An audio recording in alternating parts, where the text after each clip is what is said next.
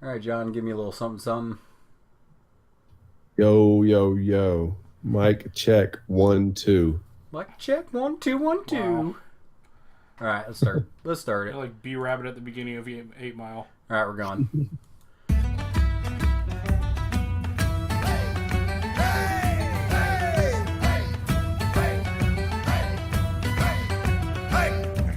I rose up in the morning and I felt a dire need to dream away the dreary day and down a cup of mead.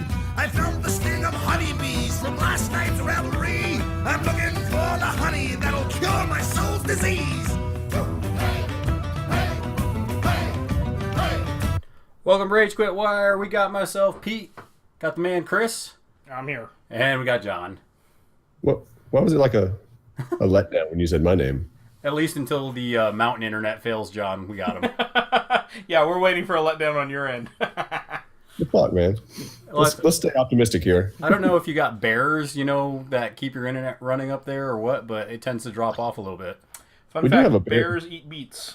We do have a bear in the neighborhood usually. Do you? Yeah. Bears, beats, Battlestar Galactica. Nerd. Yeah, so we got a lot of stuff we're talking about today. We got some exciting news on Tuesday. We got some season 4 tantalizing news. We also got on Thursday here, we got ourselves some Navigators player on the horizon. And then finally, we're going to talk about Tapper today. So we got quite a few things we're gonna speak to. Yes, we will. Yep. So before we get into the Steamforge news, something coming up this weekend. We got the big Southern Team Championship coming up. And, Southeastern Team Championship. Come on now. Yeah, the Get Southern. the name right. Southern, right? Southeastern. Southern, yeah. That's what I said. Check your levels, John. You're always echoing. God. All right. So, yeah, we got the Southeastern Team Championship. I don't know why I can't Wow, say it. you're a struggle. It's like I've been drinking. It's because you're a Yankee. That's probably true. Yeah, but we got that going on this weekend. Lon actually posted the guild breakdown of all the guilds people are bringing. And surprise, surprise, most of the people are bringing Brewers and Union. Of course they are. Except for us few non-bandwagon jumper honors. Well, I was actually listening to Mike Klein's podcast earlier, and it was funny because he was like, hey, there's one Hunters player, which is weird because it's in the South, and it's John Stokes holding the candle to the wind. Woo woo. Well, it makes sense for people to bring a whole bunch of Union because the way that event is run. It's flexible. The flexibility of the Union is what you want. Yeah. But so that one makes sense. Other people are just bandwagon fans. Yeah. Mm-hmm. Well, I mean, when we were talking about our team comp, we were talking about, okay, well, what do we want in the guild? Union are just a good team pick because they're so flexible. So we had Chad on our team decide to play them. And then John and I were actually debating on both playing Hunters. And he was going to play Theron all day, and I was going to play Skatha. But we didn't think that was going to be very... That would have been a mistake. Yeah. So I went back to my bay. I went back to the Brewer Crew, which is where I started my guild balling. Okay. And having a lot of fun with them. Yeah, I bet. So is everybody else that's jumping on the bandwagon like you. Yeah, it's a good time. I mean, they're solid. Got the Decimate easy mode going. Mm-hmm. So having a lot of fun with them. We have high expectations of you this weekend. Oh, do you? Yeah. Yeah, don't fucking blow it. All that pressure. So, I mean, it's interesting, though, because... John, I'm just going to say you're going to be the team captain because you're higher ranked on Longshank, so you're gonna make all the decisions for us. Well, I thought you passed me again. No. I ended up because I lost to Bryce. I dropped quite a bit. Lost to Bryce, and I think since I played some of the newer players at your tournament, that brought me down a little bit too. I know. I went undefeated. I didn't drop though. I know, right? So it's kind of fun though with that event, just because you. Basically, like we said before, you drop somebody at the table blindly, and then you get to pick into their blind drop, and then once that's done, whatever's left just drops in the middle table, and those are your matchups. So it's a really kind of interesting mini game that you play at the beginning of each round. So it's gonna be a lot of fun. Yep. So besides that, any other news you guys want to talk about? Anything else going on? I think that was kind of the big thing. We finished up our rookie league, and Chris ended up winning that. I did. Yep. Attaboy. Woohoo. Boiler was the best rookie. I got like almost every point available. I did it. I unlocked every achievement, painted everything I could. Well, I think with Butchers, it's actually, especially in the rookie league, it's easy to do the all takeout achievement, and then you can do the all scoring takeout or all scoring. I had to be very victory too. very careful about which matchup I decided to do the all goal, all scoring. Yeah. I'm sure you brought some, like you brought Shank, and you brought some of your better scores like Brisket. Yeah. So that's almost like hard not to kill somebody as a Butcher player. No, that's exactly what happened. Well, you can kill. I had to play somebody where I passed. You can kill a model and a mascot and still get the 3 goals. So you could get that and yeah, still that's what happened. Okay. But it was getting to the point where I was like, you almost now killed I have to pass on a kill. How do I make this bleed not go off? Yeah, Let me remind you to clear the bleed, please. Yeah, Boiler's a lot of fun, and he makes the dog even more annoying because I think once he activates the dog like a 5 defense. Yeah, I hope that the Boiler dog improvements, not all of them obviously, but I hope that general mindset is what happens in the future. And I was going to do a rookie league at SteamCon, but I think I'm going to be having too much fun in the open play area just playing Season 4 stuff. Right. Because the Season 4 rules are starting to get leaked a little bit, and it's going to be a lot of fun testing out those new guilds. Like, I think I'm going to be excited to try, like, maybe hunters and blacksmiths in the new rules, and we'll see some of the other changes for the guilds. Maybe I'll play a guild I'm not even thinking about right now, depending on how they change them. So, that could be fun. Yeah, some of those changes got leaked on Tuesday about Season 4, so not reading all of it just because that's kind of a little bit lame, but what were some of the changes that they leaked for Season 4 that really got you guys kind of excited? Fixing those fucking passes. What do you mean? So, the thing that I really liked is with the kick mechanic, we're used to tap-ins being a lower target number. Mm-hmm. But it makes sense that if you're passing around to models that are right next to you, that should also be an easier pass to make. And so they changed it to where if you are within half of your max kick of a model that you're passing to, you also will get a lower TN number. Yeah, I mean, so you're going to stop Charlie Browning these easy passes, right? Yep, that's the key. So if you're, the way the rule is, whatever your kick number is, so if you have an 8-inch kick, if you're within 4 inches, then that kick's going to be easier to do. You need a 3 to do it, basically whatever your half your kick is. You need a 3 instead of a 4. So hopefully, Boiler doesn't fuck up my turn 1 goals anymore and cost me games. But no, I think this makes a lot of sense because when you're passing, specifically at the very beginning of the game where all your guys are lined up and you're just trying to make some quick passes to get the ball to whoever you want it to get to, it's not like the other team has models that are affecting play, so to speak, so it should be easy to make those kicks, and I like that change. Yeah, I mean, and I think that they haven't been very secretive about the fact that they want scoring and passing to be more involved in the game, and I think this is a mechanic that they did where it's going to make it a lot easier to, you're not going to be as hesitant to kick the ball.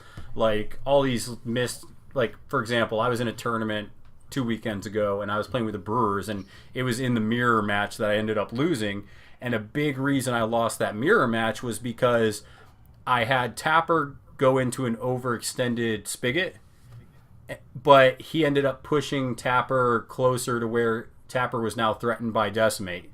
So I ended up using the ball to pass to Tapper because I was going to dodge him back. It was a 4-die kick, should have probably gotten it, but I didn't roll any 4s. Now, if I had the option to get that tap-in pass, it would have been a lot less likely of missing, and, obviously I'm going to try that more often if that number is more attainable. So a good example of how if that tap-in was available, could have saved me the game there, but instead Decimate gets into my captain, wrecks his face, and made it very difficult for me to come back in that game, and obviously I didn't because I lost. Yeah, so I like that. Do you want me to just run through? There's only 4 things here. Yeah, what's another one? Because I recognize a lot of people that are listening are getting their Guild Ball news here. They're not necessarily checking forums. Some people, yeah. So, quick run through. They said that they're planning on cleaning up some of the wording on the cards. That's pretty simple. We won't get into that. They're also looking at changing how some measurements are on cards and how you measure from things like AoEs just to kind of clean up the game and make it more consistent with some other elements of the game. So AoEs will be shorter ranges, I believe. In generally speaking, I'm sure there will still be some nice long ones.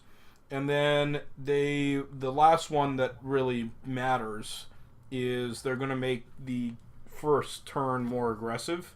And the way they're doing that is during kickoffs, the person who goes second is going to start with a momentum, as opposed to how it's been in the past.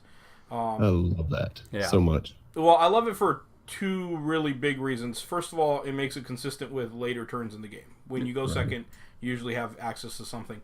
The second part is I like that it's going to make more things happen in turn one, because I've had the complaint for a long time that turn ones basically look the same. It's you kick off, the other team kind of kicks the ball around, tries to get it to somebody that they want to score at the end of turn one, and then you come down and score. And the other team is basically trying to figure out how to either block that or measure range for the next turn. I hope this is going to cause them to just go right into it. Well, I mean, look at a team like Brewers. Like, before Vet Decimate, and she's going to get toned down in Season 4, but Brewers, now you have momentum to do times called, so automatically all your threats extended. So you don't need to generate any momentum. You can just go activate Spigot, turn it on, and now you're in threat. Or before, if somebody had Ballista and knocked you down, well, that model, if you didn't get any momentum that turn, was just done. You couldn't use it for anything that turn. Now you have some momentum. You can stand it up, do something with it. So, well, and I also see that there will be a lot of teams that they'll probably choose to go second intentionally, because maybe they're range teams that are able to access certain heroic plays that they otherwise wouldn't be able to by going second. So it's going to create more variety as far as play style of the teams that you're playing. Yeah, and I love kicking off. I mean, there's teams like Hunters. There's only probably one or two matchups that I'm not kicking off with Hunters. And besides that, I'm just kicking off all the time because I like activating last with Jakar and, messing somebody up and then going in the next turn and just killing that model I messed up. We still disagree on that, but I think this is a huge nerf to like Ballista. The Ballista receiving team is not nearly as scary anymore because they usually, he can come up and deadbolt whoever you kicked with, and well, then you can't get to them. Yeah, that's exactly what I was talking about. Where now you have momentum to clear that condition that before screwed you over. Any of them, any like Mercury throwing fire out in front of you, or setting you on fire, you can get rid of that now. Yep. You can go through the blasters that are set down to slow you down.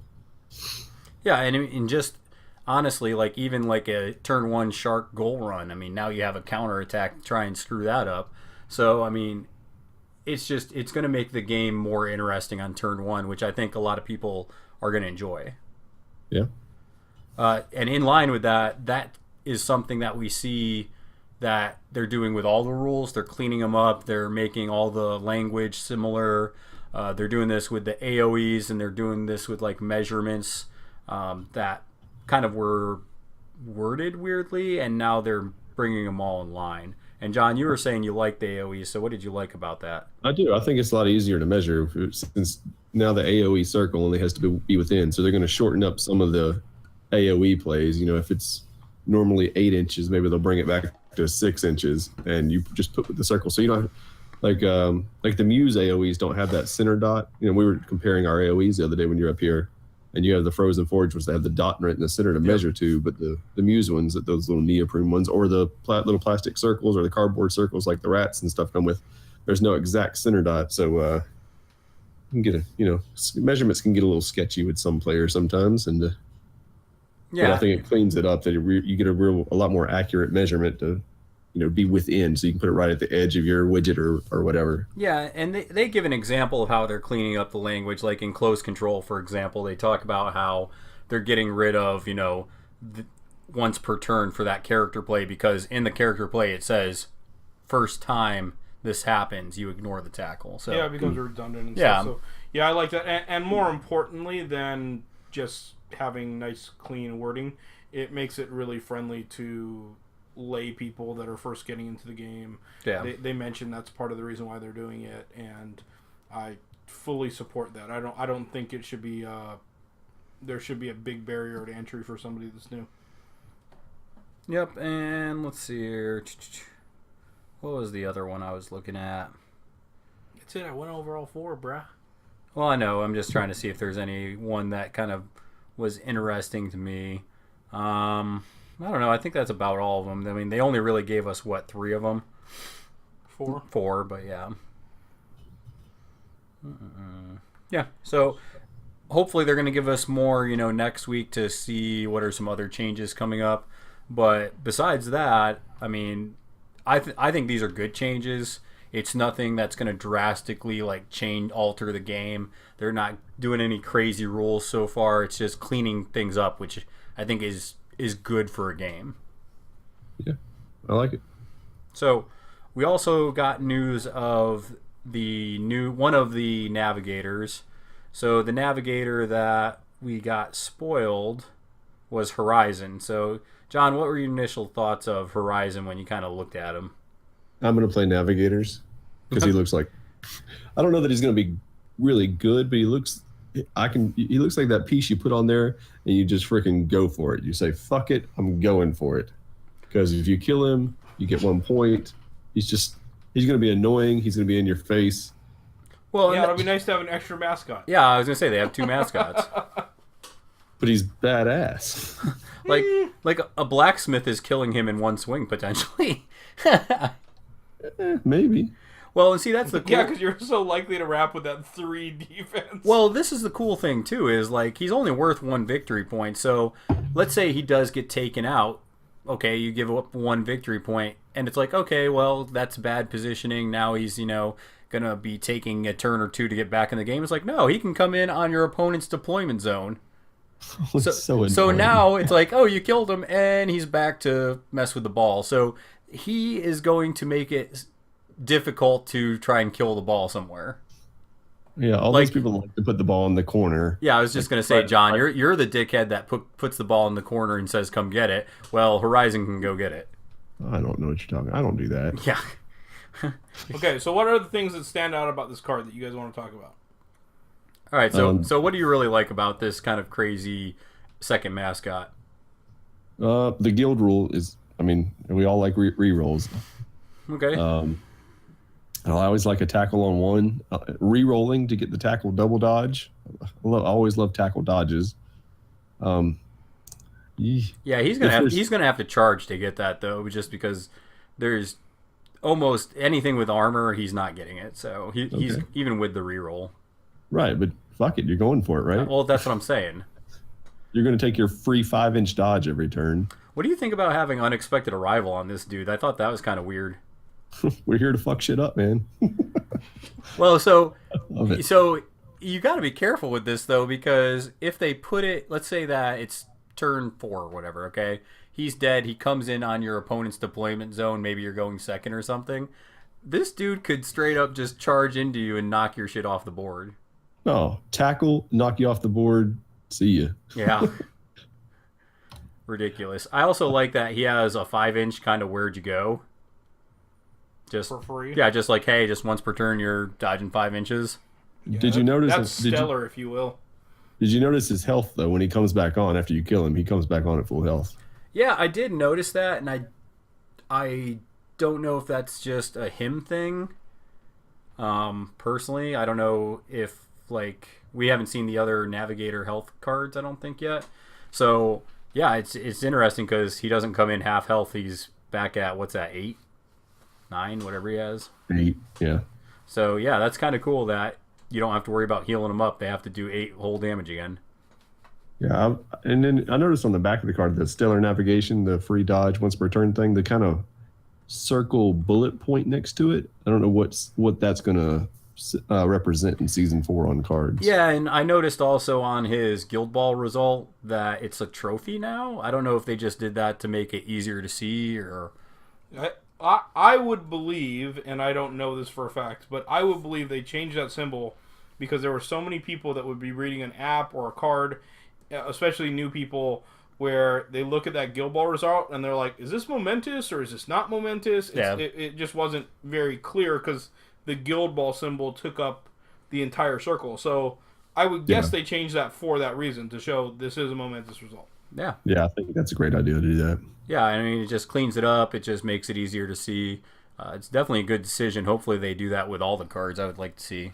I wonder if these guys are going to start looking like the Masons, where the first half of their well, it's kind of the inverse, right? Yeah. Where the Masons have the first half that create momentum and the back half of the playbook doesn't. These guys are going to that's the way they're built, just because of the reroll mechanic. You can see it on that picture they did for the release kit. Okay. You can, and I think they showed it a little bit on the package too for the actual box, but you can see that the captain and other people, their playbooks are split like this. So it's because it's the reroll mechanic, so that way you don't automatically get momentum, that you have to roll decent on the reroll. A lot of people are actually questioning the math on this, like what's the percentage like for them hitting somebody on an attack because they do get the reroll. So somebody smarter than me is going to have to reroll or figure out the math on that one. Come on it. Yeah, you're an Asian, you figure it out. Okay, well, here's what I was looking at, though, because these types of things do matter. When I looked at this guy's card, what I thought was he's somebody that's a great guy to shoot down the field, try and get a quick score. Yep. You probably could get a wrap to where you're doing something like the double push, double dodge, and a tackle to where you got some momentum from the double push, double dodge, and then the tackle obviously doesn't give you any momentum. You get out of melee, you do the stellar navigation, you get a score, he's going to die. Then you get some really creative things that you can do. One of which is bring him back on the board in such a way where then his goal is, let me knock other players off the board with that unexpected arrival. And he basically can become this bomb instead on the opposite side of the board because of the side that he can come on. So yeah, he reminds me of, I mean, this is going to be a nerd reference, but Lord of the Rings, you look at the two towers where you have that orc berserker running with the bomb or running that torch, towards the bomb, and he's getting shot up, and he just doesn't give a fuck because his goal is just to cause chaos. That's almost what Horizon's doing. He's just trying to cause chaos the whole time. Well, nice. the unexpected arrival doesn't have a once per turn. Nope. So what could happen here, and I don't know he's if there's probably a way, only getting it on the charge, though. He probably is only getting it on the charge, but here's what I'm wondering. Will there be other models that can give him auto hits, like... Ooh, you're right. With the blacksmiths? So, because in theory, you're looking at something where he could do something like charge into a model, unexpected arrival, use stellar navigation, jump back into him, unexpected arrival. Well, off the board. they did have... I forget, it might have been Windrunner. It was one of the cards you could see one of the abilities gave +2... I think it was +2 dice. I don't know if it was like I Spy or Singled Out, but it had a version of that, so you're right. Well, that's how you use it. Yep. Bam! Oh, yeah. Yeah, so definitely I love Unexpected Arrival, and people always forget about it for some reason, and when you hit it, people are like, oh, son of a bitch. Yeah, the advice with this guy is you got to kill him quick. Yeah. Multiple times. Yeah. I think he's my kickoff model. I don't even know what the rest of the team does, and I think he's the piece I kick off with. You know what you can do? You can use Casket and throw him in the box so you don't have to worry about it for a while. Get 3 points for him. Don't worry about him. Oh, man. So, yeah, he looks like a fun model, and, I mean, apparently he has John excited about playing Navigators. Well, I like to play that. Sometimes I like to play that aggressive, like, I don't care, I'm just going for it kind of game. Yeah. Well, if the other models are like this dude, you're going to be doing a lot of that. You're going to get 6-0'd a lot, but it's okay. Well, I mean, if they kill, Horizon a bunch of times, they might get more than 6.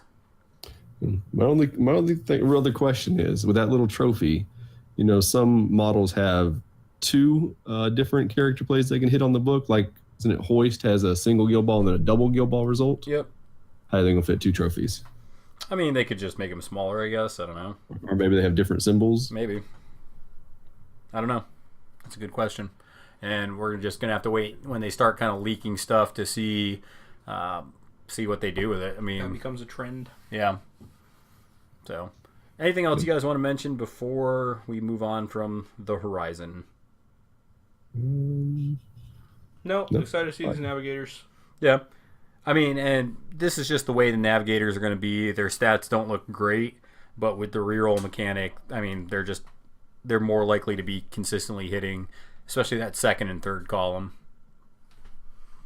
Yeah, what they're likely to be hitting is, instead of them hitting, let's just use a general for defense, they're likely to be hitting on not the front half of their playbooks. They're likely to be hitting on the front 75% of their playbooks. Yeah. Right? So, I mean, I think that there are people that are probably reading into this reroll mechanic way too much and thinking, oh, they're going to wrap on every single attack. No, it's not going to work that way. No. It's just that they're likely to hit on, And I got to pull out. I got a War Machine. I think it's called Odds Machine app, where they actually do have the reroll mechanic built into the percentages. So I think I'm gonna have to pull that out again and kind of look at the numbers and see what the percentages are with it. See. Yeah, Longshank should probably get on adding that. Yep. Old Sam. Yeah.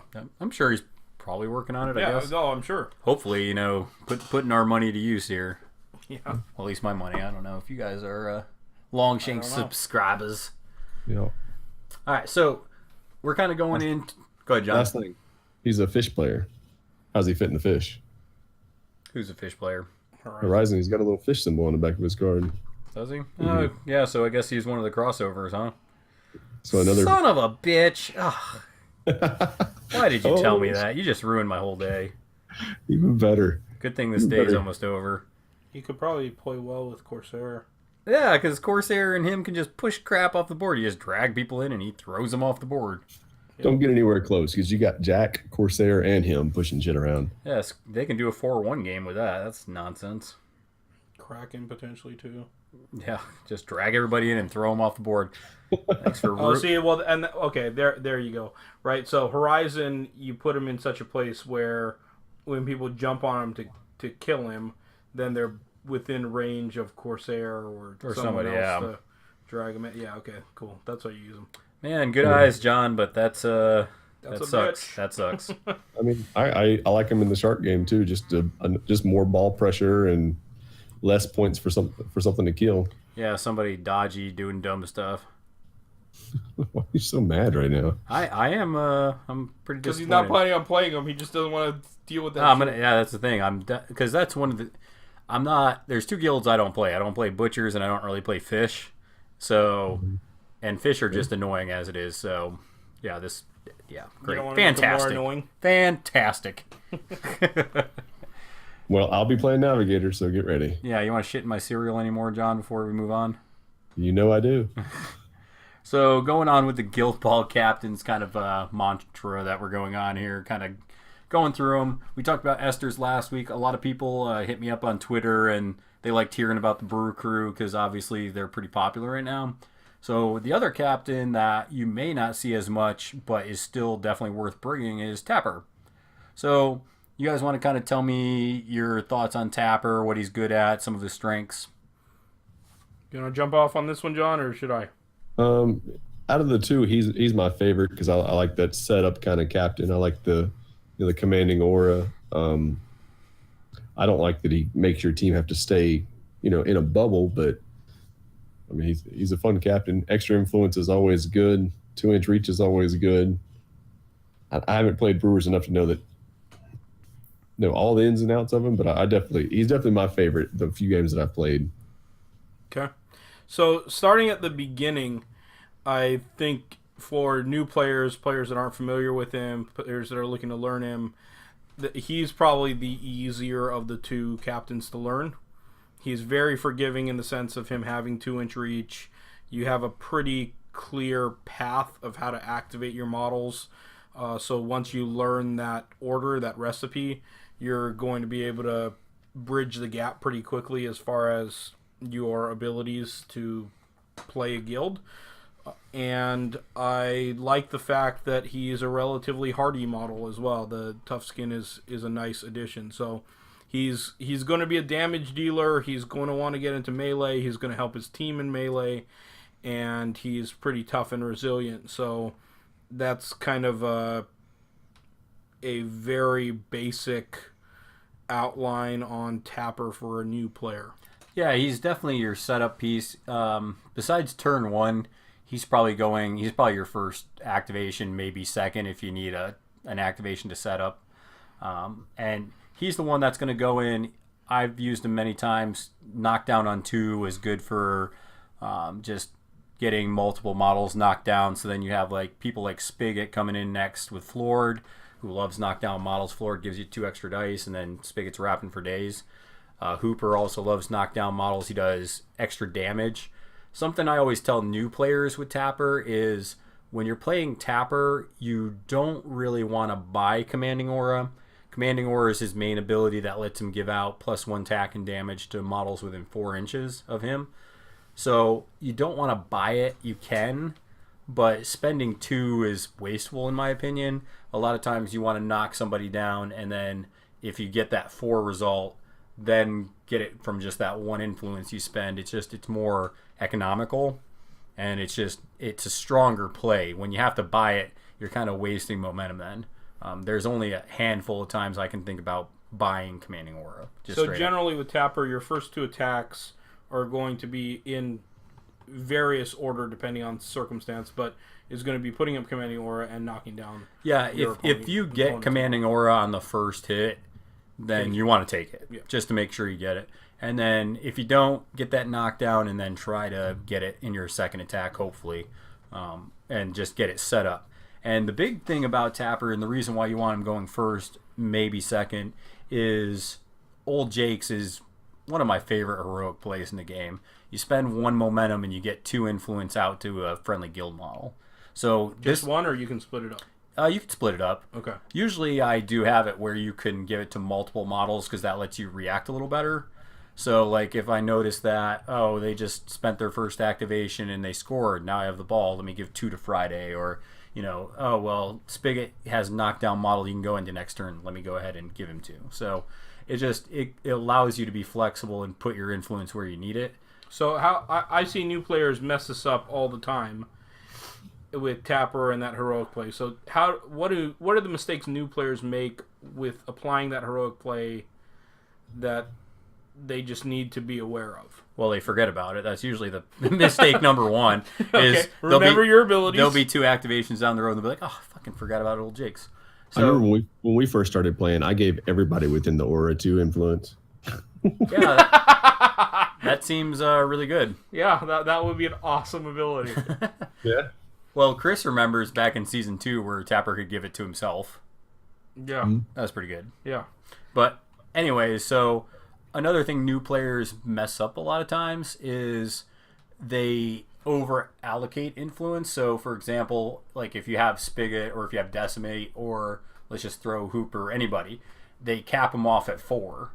Well, that makes it where you're not as flexible now, because like, they're stacked and now I'm out of range to give out that influence, because you got to be within 6 to hand off the influence to somebody. Mm-hmm. So if you don't set it up and you're like, I can't give it to Decimate because she has 4 already, but I'm outside of 6 from Hooper, so now I can't give it to Hooper, then it's like now you're wasting that heroic ability, and now you're, instead of 15 influence, you're playing 13 influence again. Yeah, so I think that one piece of advice that I like to give a new player about applying this is generally you want to have the models that could potentially be receiving that influence, you want to have them at 1 or 2 below their max, because you can't fill them beyond whatever that max is. You can't allocate beyond that. Yep. So if you're looking at, there's nothing wrong with saying, hey, I've got 3 models here, I'm going to put them all at 1 less, and then 2 of them I'm going to max out. Yep. They're depending on the circumstance or what happens on this Tapper activation. That's a very reasonable way to do it. But that's one thing that I see people screw up. I see people screw up that it can go on him. I see people screw up that, well, not very often. It takes a pretty brazen individual to put it on everyone inside of the aura. Yeah. John. We were very ignorant when we started. And then I see people screw up the thing where they try to put them beyond what their max is. So just some advice on that. And I always do it a little bit later in the turn. I guess if you are prone to forgetting to use it, then as soon as you have the momentum to do it, just put it out there so you don't forget. That's the thing. A lot of times, like especially if you're going first, because brewers tend to generate a lot of momentum. You're going first, so you can't generate it right off the bat. So you need to make sure wherever you put Tapper, there's somebody in range that you can give it to. Mm-hmm. So a Tapper activation, you want it to look like, basically, usually he always has 5. If you bring the cat, you can give him 6, but people are leaning more towards the dog now, just because the dog synergizes really well with Decimate. So you're probably not going to have that anymore with the cat. But usually you want to jog to somebody to hit them. Most melee captains want to jog to their target, especially when they're attack 6 like Tapper, because you just jog 4, 2-inch reach, start pounding a model. You don't want to really charge with Tapper, but if you have to, I guess that's there. The problem is if you're charging with Tapper, you tend to be going away from your team and you're overextending. So I tell a lot of new players, try not to charge with Tapper, because if you do, that means you're not near your buddies. That means you're charging away from them usually. So I usually say try to jog to the target. That's going to keep you closer to your group. So, and then once you get to your model, knock it down, commanding aura, do your heroic, start doing damage. And he's going to do reliably 4 damage pretty much with the other 3 attacks he's doing. So he's going to put on basically 12 damage to a target. Okay, so let's talk a little bit about this mascot thing, because for a long, long time, it was Tapper took the cat. And let's talk about, we'll break this up. Tapper took the cat and Esther's took the dog. But let's talk about why Tapper would take the cat, how to use the cat, and then we'll talk about why it's kind of changed. Yeah, I mean, so Scum was just a good model because you could set up the Pat Cat. You could basically use the cat in Friday to generate momentum to then pop times called and get Tapper where you need to get him. So that was the big thing. Now with that Decimate, you don't need that because she can already go do it. So you don't need the extra momentum to put up times called because you already got it. And that was a big problem Tapper had. So you also brought the cat just because you keep the cat within 4 of Tapper, give him 6 influence. He's doing all the heavy lifting. But now that you're starting to see Esters and you have Vet Decimate, the dog just synergizes better because Second Wind allows her to kind of get back to your team, push models to your team. Allows just extra tack for her. And I mean, if you just think about it, you have that Decimate, which is the big boogeyman for brewers right now, but you have her as tack 7. She can have Second Wind on her if you want. She is in commanding aura, so that makes her tack 8. She's going to be plus 1 damage, 2 damage if she's tooled up, and she's just going in and wrecking shit. It's pretty brutal if somebody goes into it, especially not playing her a lot before. That's one thing I would recommend to people that are playing in tournaments is if you haven't played against Vet Decimate and Brewers, you need to get reps with them because she will make you not want to play the game for a little bit. Yep. Yeah, and John and I have done a lot of like table time with like figuring out how to try and control her. And I think that's what you got to do is try to control her and tempt the other Brewer player to overextend. And if you can do that, you'll be successful against her. If you go in not having a plan for her in the Brewers, try to kill her. You're going to get steamrolled. Yeah, she's going to run through you. So, staying on this topic, it sounds like Decimate's somebody that you're definitely taking. Do you notice that because you're taking the dog with Decimate, that it's affecting Tapper not being able to have access to that extra influence? I don't think it's really 5 influence when you have Decimate running around. I don't think it's that big of a deal. That lets you kind of spread your influence out a little bit more because that's 5 on Tapper. You got 4 on her. There's 9. You got another one for tooled up. You got 2 for Second Wind if you want it, so that's 12. And then you got 3 counting commanding or counting old Jakes to put wherever you want it. Okay. So that's 2 on Friday if you want to goal run. That's a couple on Spigot for some Florida attacks. So Tapper's still very flexible and can do a lot with that just 5 that he has. Okay. So what we're looking at is and let's go into some of the things that we've talked about with esters when we did this before. What are the lineups that you think Tapper definitely takes, and who are the models that he maybe has in a flex position depending on circumstance? Yeah, it's still honestly the same thing we talked about esters. You can run that same lineup with Tapper. So you can bring Quaff, Decimate, Friday, Spigot, Spigot, and sorry, I lost my Decimate, Friday, Spigot, and then your flex pick. So if you want Hooper to hang out with Tapper, you can. Lucky's going to be good because that helps you get rid of a condition. So Lucky's good to have in there just for that matchup. Cause, when you have lots of conditions. Yeah, because Tapper doesn't clear it in any way like Esters does. Go ahead, John. And if you need 16 influence instead of 15. Yeah, if you go second, you can get that with Lucky for sure. You like the farmers. Plus, then you get to raise the stakes, and who doesn't love doing that? Oh, raise the stakes! I love that so much. I couldn't do it. I played the mirror matchup that I lost into. I'm just terrible with mirrors. I don't know why, but I couldn't raise the stakes because I didn't want Decimate getting closer to my team, and that made me sad because I always like raising the stakes. I know. And so that flex pick, it could be Lucky for the removal.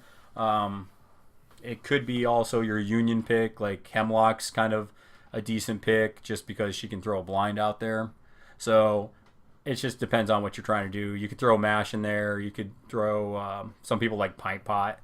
Maybe another brawler because Pine Pie has beer tokens you can spend. That's more influence you have for the turn. So it's just one of those things where pretty much whatever the matchup dictates is what you're bringing for your last squatty. Okay, so let's talk a little bit about those matchups. When you play Tapper and you see another guild across the board, who are the ones where you say, I definitely take Tapper against this guild, I definitely don't take Tapper against this guild? I like Tapper into... I'll probably take Tapper into Butchers just because the 2-inch reach is a problem for Butchers. Yes, it is. He just starts knocking down stuff, and that makes them sad pandas. And especially Filet, by the way. Yes. I would probably bring him...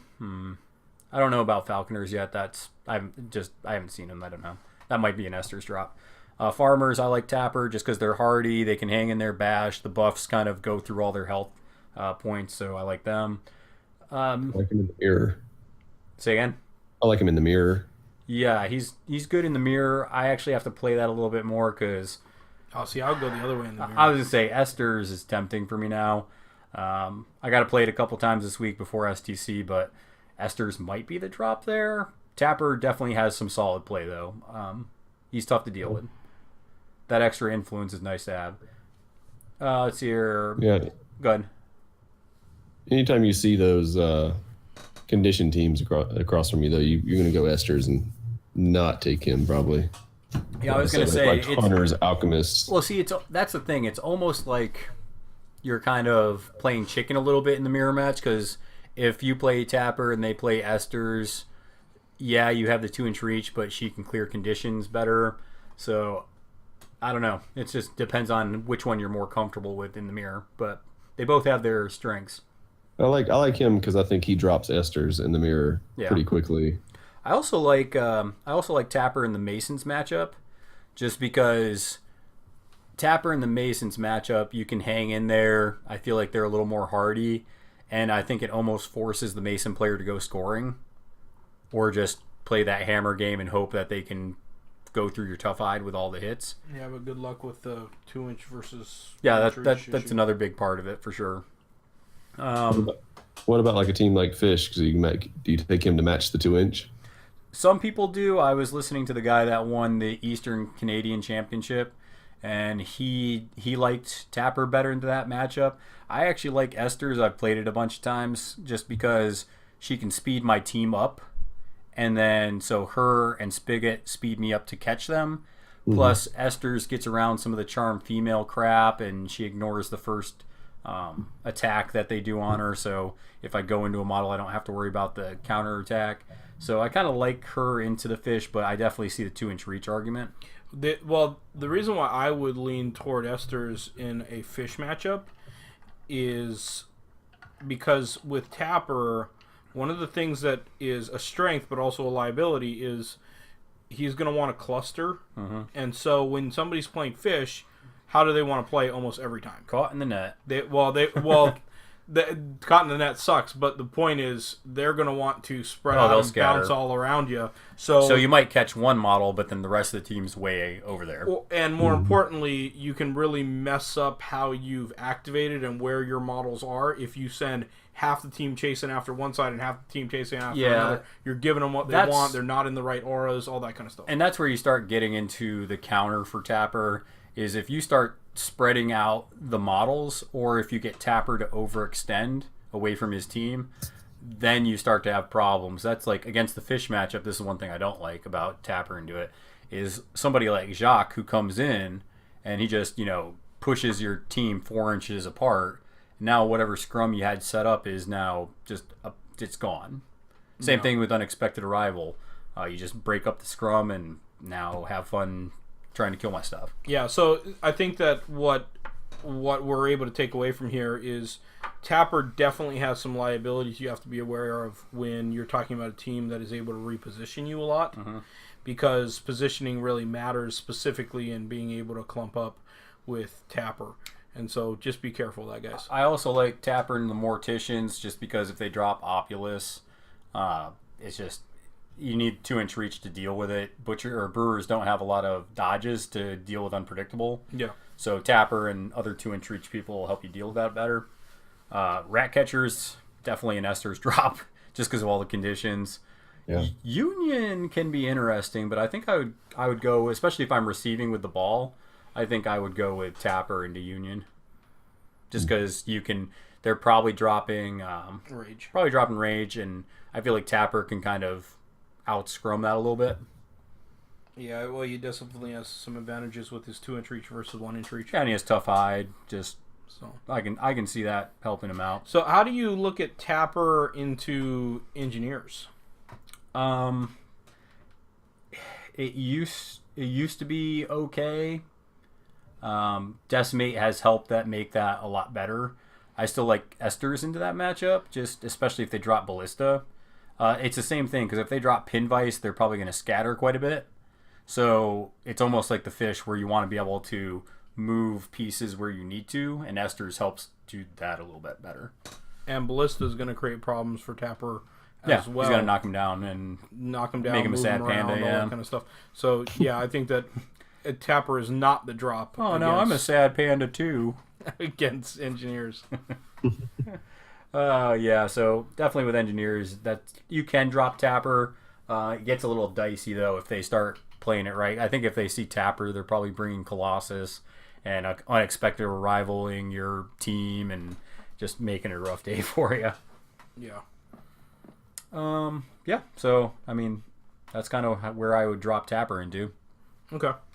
So, the big thing to take away from these conversations that we've had the past couple weeks is Decimate, at least until any sort of nerf happens, is an auto include.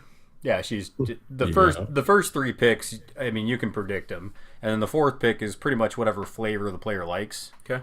Just because you're gonna see Spigot, you're gonna see Friday, you're gonna see Decimate. That's just boom, boom, boom, auto. Yeah. I'll say Friday's not quite auto because some people.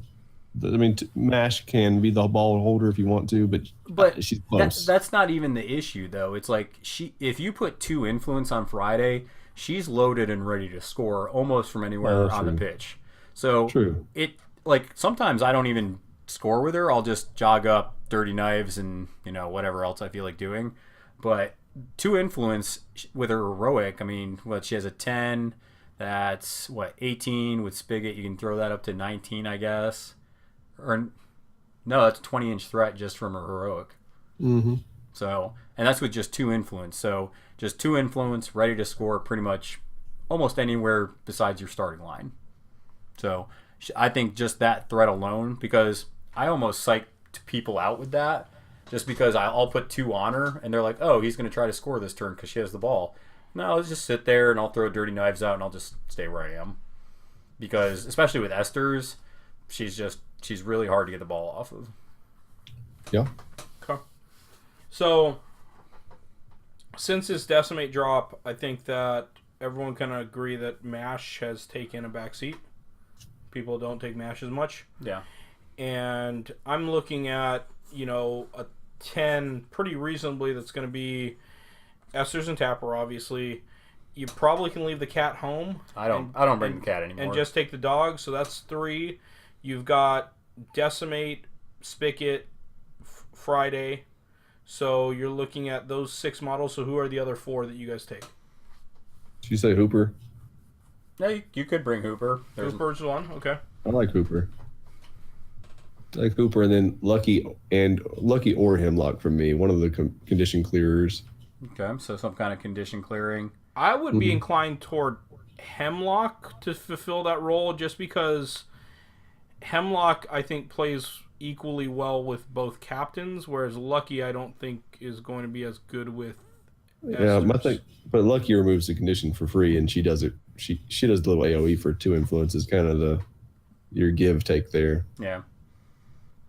Yeah, you also got to be, if you do bring Lucky, you do have to be careful of positioning with him, because his clearing conditions is at the start of his activation. So if he's off by himself, he can't do that to other people. Well, what I'm saying is I like the fact that they both have condition clearing elements, but Esther's is going to give you that too, whereas when you take Hemlock, she's able to give you the blind. Yeah. So we're looking at Hooper and Hemlock. Who's the last 2 that you guys... Well, I mean, honestly, that's like, if you look at all the tournament 10s, and I was actually surprised when I was looking at the other Brewers list, because after playing the mirror, I was like, I need to bring Hemlock for the blind, just to help deal with it and help me have the advantage. And I saw a handful of Brewer players that they didn't even bring Hemlock, and I was like, okay, I guess that's your choice. You can do something else, I guess. But I mean, it just, she gives you a distinct advantage just by debuffing one player, and it's just, especially when in the mirror, I think it's invaluable. Okay.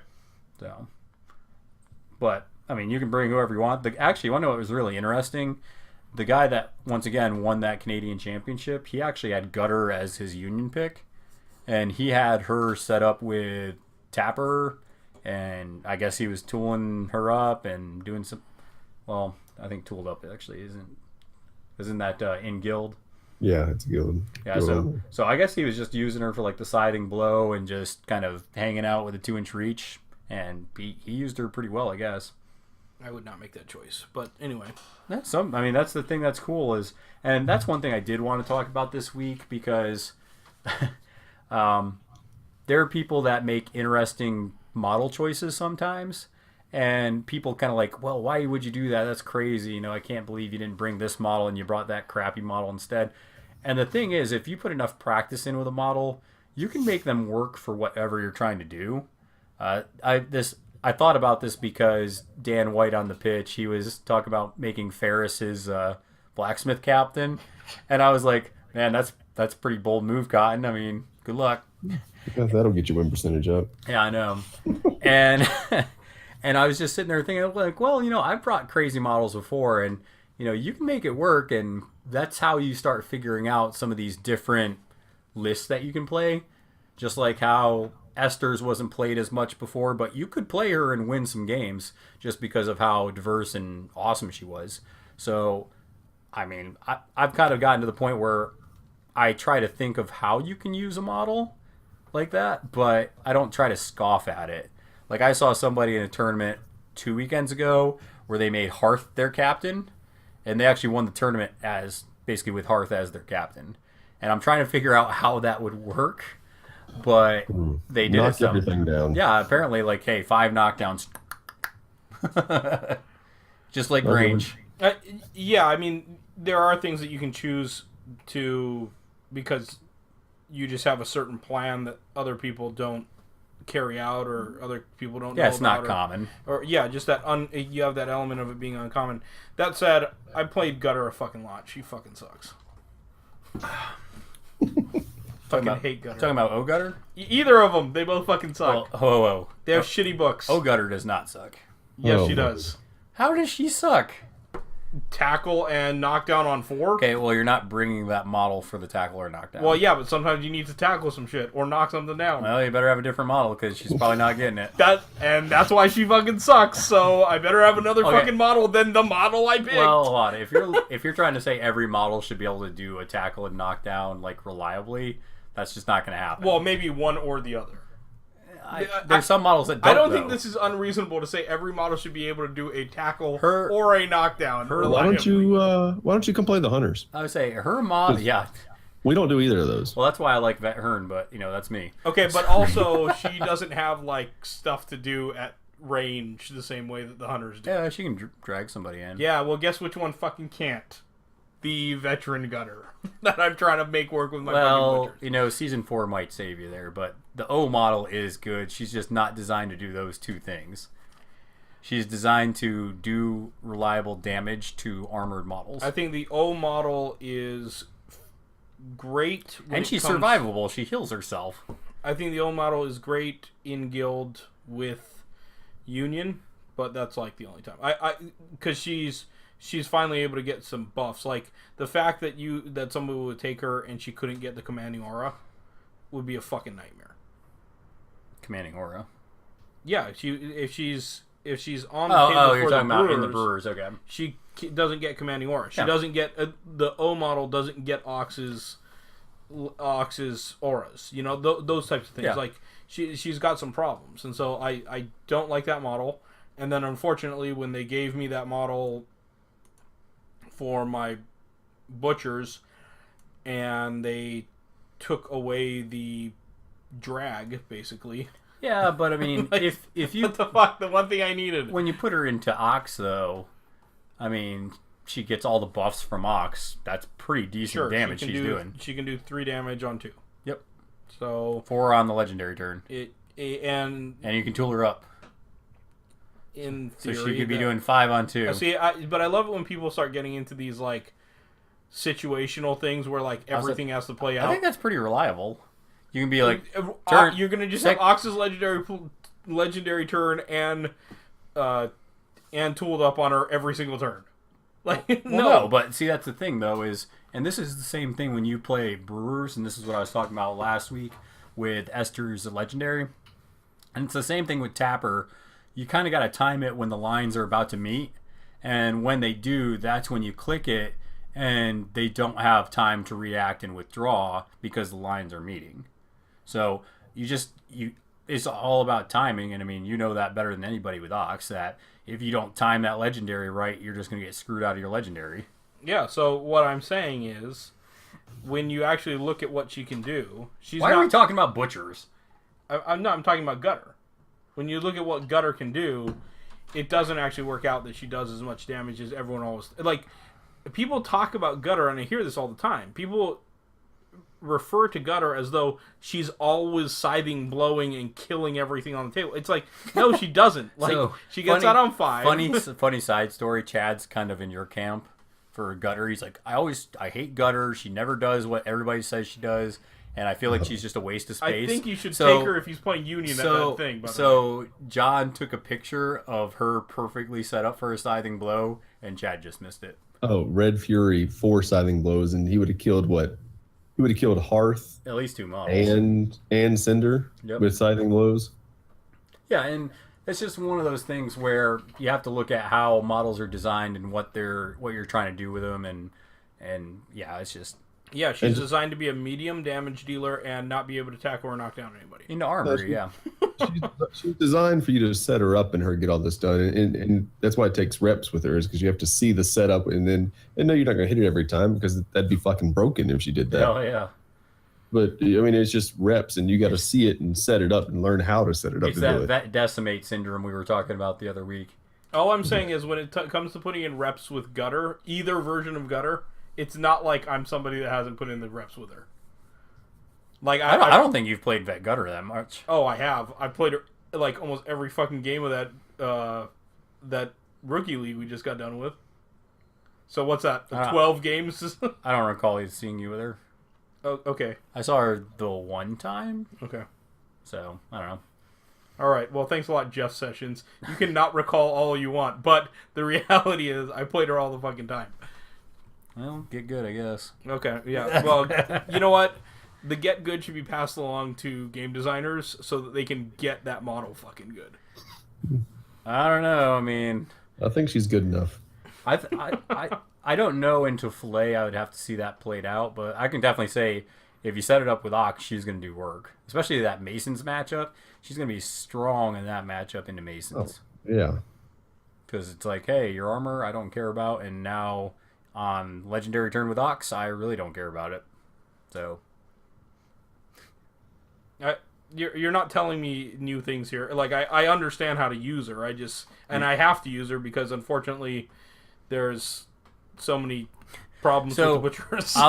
So, looking at a scale of Boiler being 0 and...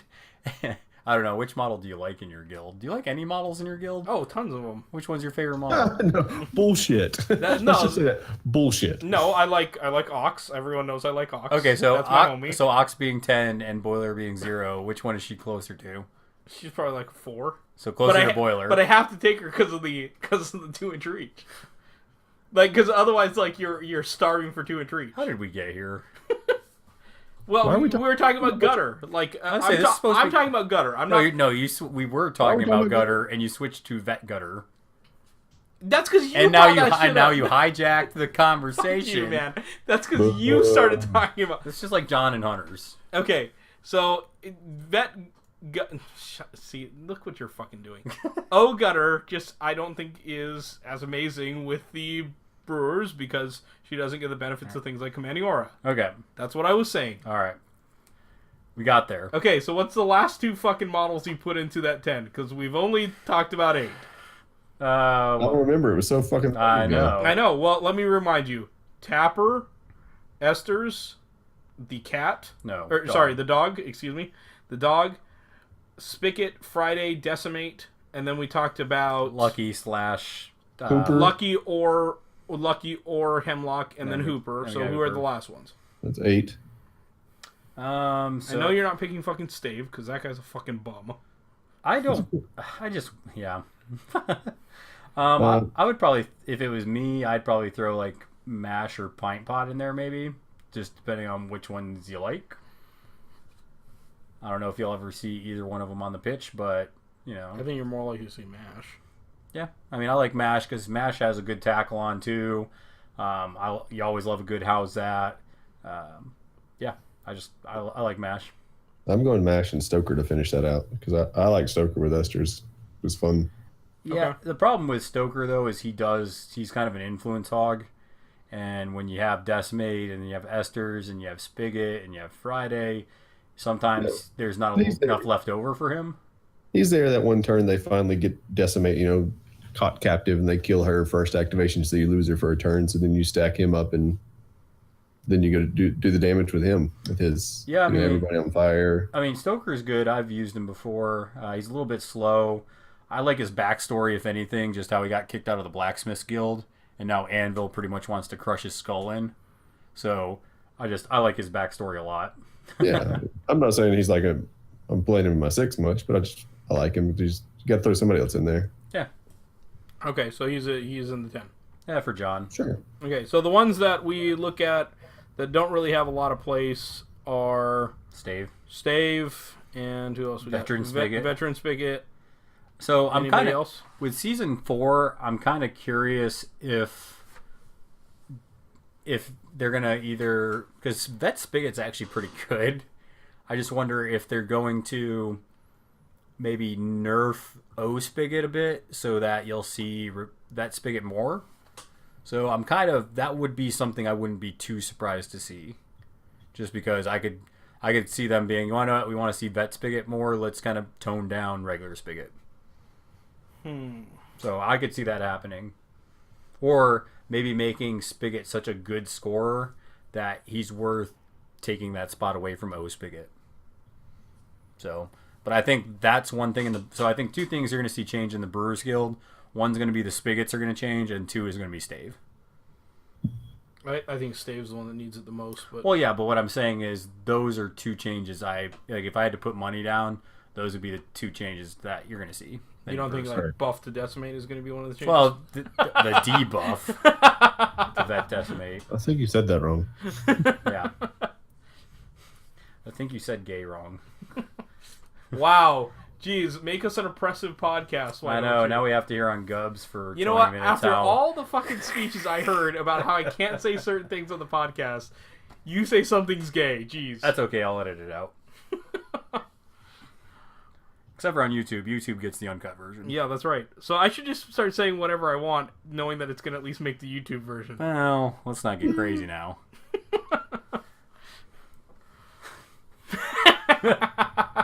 I just thought of the spring fling story. Anyways. So, yeah, there we are with Brewers. Okay. So, just quick recap. Loved some of the cleanup of Season 4 rules. Yep. I think that all of us can agree that we like some of those adjustments, like the change in the kick thing, lowering the target number for models that are close together. As far as Horizon, really interesting stuff coming up with those Navigators. That new ability of them being able to reroll is really going to matter. Yep. Horizon's going to play unlike any other players based on where you can position him coming back on the board and all of that kind of stuff. Super annoying. Yep. And then just recap on Tapper quickly. He's a pretty easy captain to learn. And he's definitely a good melee captain. Yeah, here's one thing I would recommend. So, if you struggle with putting stuff into correct distances as far as auras go, like if you're not good at like measuring to make sure you're within 4 or to make sure you can do this or that, Tapper can be. People forget about Tapper's stuff. They're like, oh, I'm not in commanding aura, or oh, I forgot to do old Jake's, or oh, I forgot to do this. So you really need to make sure you're doing your checks before you end your activation. You need to go, did I do old Jake's? Okay. Did I knock down and put up commanding aura? Great. Did I, set up X model to kill knockdown models? Great. So heroics are the biggest thing with the Brewers. I would say if you are playing Brewers, whichever captain you're playing, look at your heroics. The heroics are what make Brewer players, and they make you flexible. They help you get into better situations that you wouldn't be able to get in just normally. And they help you rap for days because Brewers have short playbooks. Okay. So, Any other thoughts from you, John? Well said, guys. Well said. Okay. do you have any soundboard action for us today? Oh, no, I don't even know where my phone is. You know what? Bear got it. You have one thing that you were in charge of. Don't worry. I mean, wait till we get this Hunter breakdown. John's gonna have all sorts of nonsense to say. Oh, It's going to be a monologue. A soliloquy. Yeah. You're going to be like Hamlet. Put a musical number right in the middle. Yep. All right. Well, one thing I will say is good luck to everybody who's coming to the STC this weekend. Make sure everybody's safe because you got to be safe when you're doing adult things. And for all of you that are going out there, roll dice, throw salt. We'll catch you next week.